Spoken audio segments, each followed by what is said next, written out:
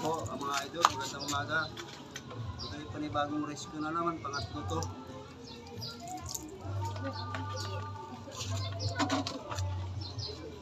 Ito po mga idol, oh. Ano na naman kaya pangalan natin dito?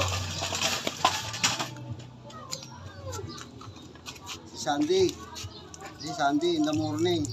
Si Sunday. Nagtitinda kami dun sa bukid mga idol. Nagtitinda kami. Nakita ni Mrs. ito. Masagasaan, dalawang sasakyan ang tumatama sa kanya, isang e-bike, tapos isang tricycle. Ayun, duguan po yung leg niya mga lods, oh. Sugat na, oh, nagdudugo, oh. Ayan mga idol. Kawawa naman. Kaya pinulot, puro sugat ang katawan niya mga lods. Ang dami niyang galis. Kaya siguro inabandon.